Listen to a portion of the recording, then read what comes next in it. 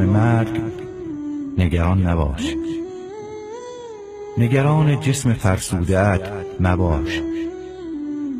مسلمانان به وظیفه خود عمل می‌کنند.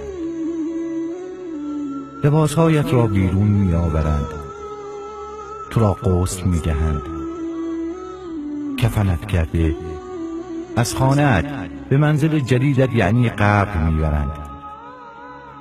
بسیاری در تشییع جنازت شرکت می‌کنند، تا جایی که خیلی ها کارهایشان را به خاطر دفن تو تعطیل می‌کنند، حال آنکه بسیاری از اینها در دنیا یک بار هم برای دلسوزی نکردند.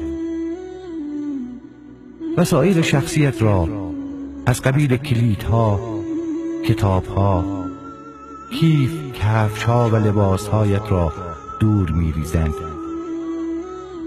البته اگر خانواده بسیار خوبی داشته باشی، وسایل شخصیت را به فقرا می‌دهند تا در آخرت باعث اجر و پاداش برایت شوند. مطمئن باش که دنیا از رفتنت ناراحت نمی شود. اقتصاد زندگی ادامه پیدا می کند. فردی دیگر جایگزین تو می شود و کارهایت را انجام خواهد داد. اموالت میان وارثانت تقسیم می شود و نوش جان می کنند. مردم در غمگین شدن برایت به 3 گروه تقسیم خواهند شد. 1. کسانی که شناخت اندکی از تو دارند و فقط میگویند مسکین. گروه دوم دوستانت، آنانی که چند ساعت یا چند روز غمگین میشوند و دوباره به حالت گذشته برمیگردند و میگویند و میخندند. گروه سوم آنانی هستند که در خانه تو حضور دارند. در خانه غمی عمیق حاکم است. خانواده‌ات 1 هفته، 2 هفته، 1 ماه، 2 ماه و حد اکثر تا 1 سال غمگین می شوند و بعد از آن تو را به آرشیو خاطرات خود می سپارند.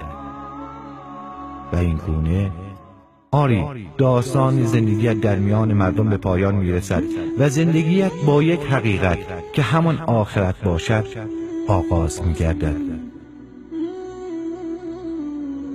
بله، دیگر بزرگی، ثروت، تندرستی و فرزندی ندارید.